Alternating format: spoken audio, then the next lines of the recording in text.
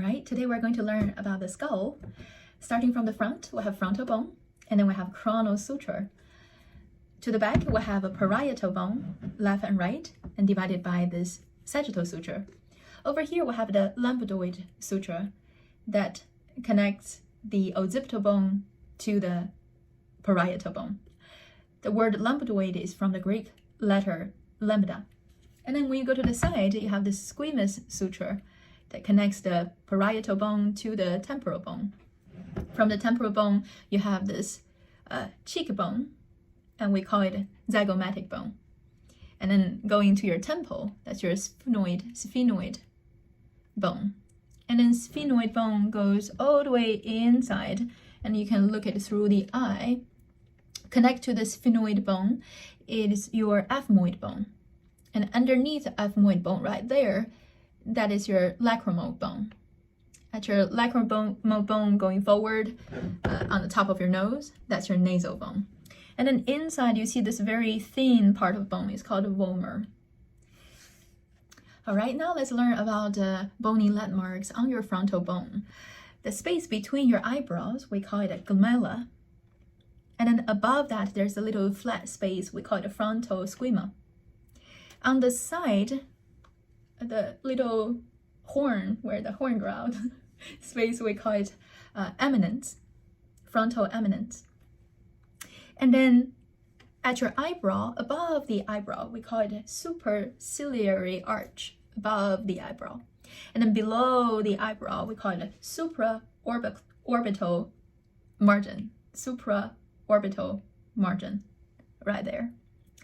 And then we go to the side. This is your zygomatic bone. So this part is basically where your frontal bone connects to your zygomatic bone. We call it zygomatic process of the frontal bone.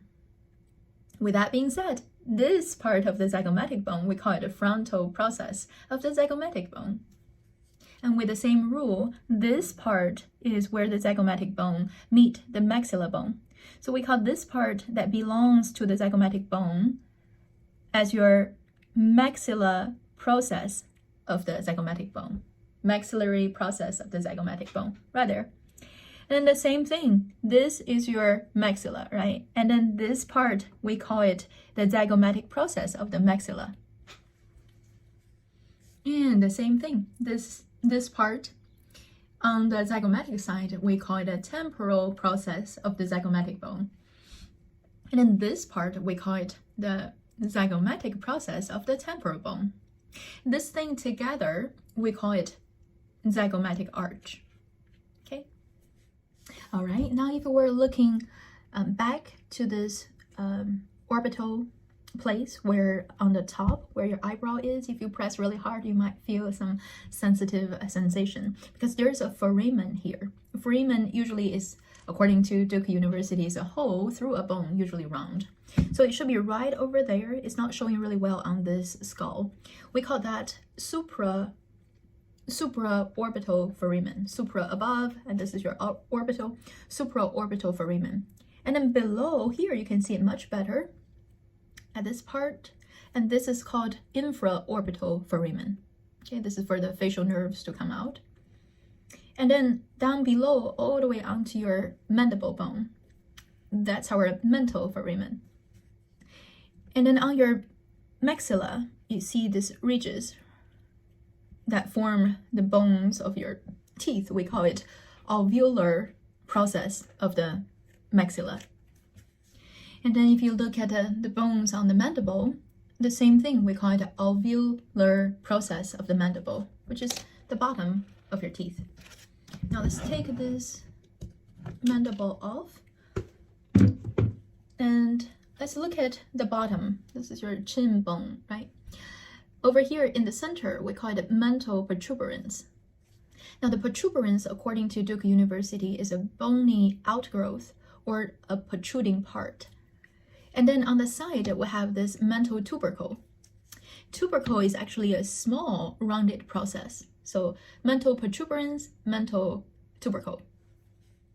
And then along the line, we come over here to the angle of the mandible. And this size, this ridge, we call it the ramus of the mandible. Keep going up over here, that's our a mandibular condyle. Now, according to Duke University, condyle is a rounded knob that articulates with other bone. So let's do it again. Mental protuberance, mental tubercle, all the way to the angle of the mandible, the ramus of the mandible, and then all the way up here, and that is the mandibular condyle. And then you got this coronoid process of the mandible. Now, process is any bone prominence. Any bone prominence is a process. And this notch, we call it mandibular notch. All right, now let's take a look of the bony landmarks at your occipital lobe of the skull. So first, we have this superior nuchal line. And when you have a superior, you have an inferior. So this is our inferior nuchal line. This bump, we're gonna learn all the bumps first. So this bump, we call it occipital protuberance.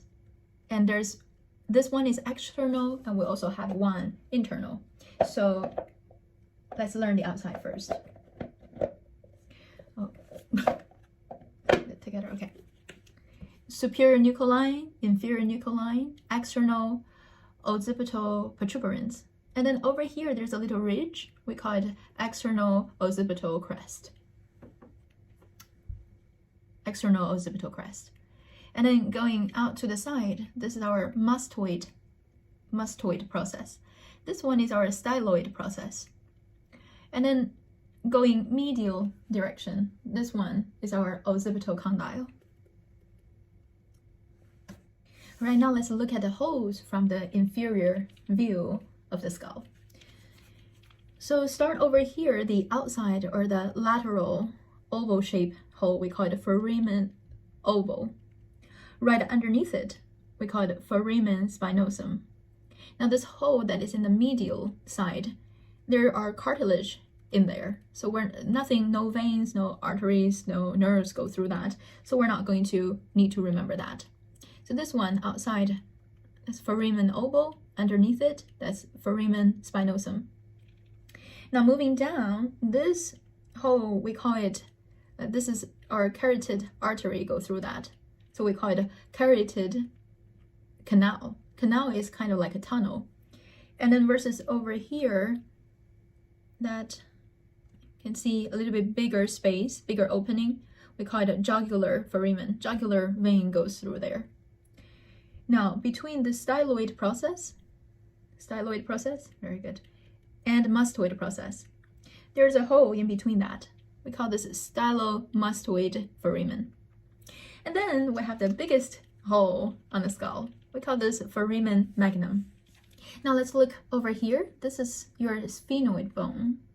And sphenoid bone, you have this central part that connects to vomer. Now vomer, if you look from the anterior view, the bottom, this part is vomer, right? That's vomer. Now the other plate, which is this ridge, is the medial, and then you have lateral. Medial pterygoid plate and lateral pterygoid plate. Medial pterygoid plate, lateral pterygoid plate. Over here, you have another piece of bone that is connected to the sphenoid bone that is called the palatine. And now over here, that's your maxilla, right? That's your maxilla. And this part, we call it the palatine process of the maxilla, because that's where the maxilla connect to your palatine bone. And the last little part, which is right over here, that's your transverse process of your palatine. And now let's flip this over to look at the other side. First, let's learn about the holes. First, over here, 1 and 2. Those are the two holes that goes to your eye socket. The anterior one, we call it optic canal. And then the posterior one, or inferior one, we call it foramen rotentum.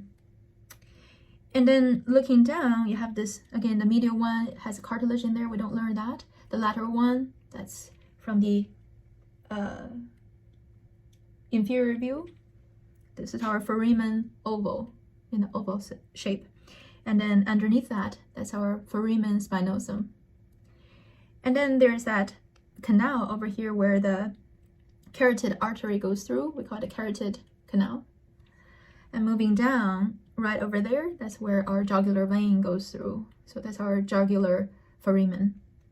Above it, or in front of it, if you're in an anatomical position, that is the place where the nerves goes to your ears. We call it internal acoustic meatus. Meatus is an opening to a canal. Right there. And lastly, let's learn about the bones in this area. First, we have this ridge, we call it crista galli. Right below it, this is where it connects to our nose. We call it cribriform plate.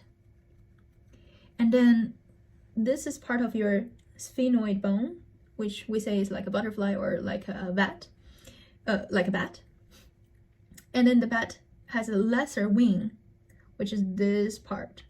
That's your lesser wing of the sphenoid bone.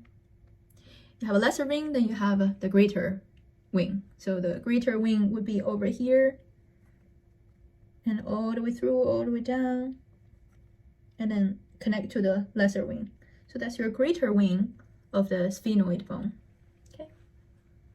Now, and over here, this area that you kind of can sit down your finger into it, we call it a sella turcica.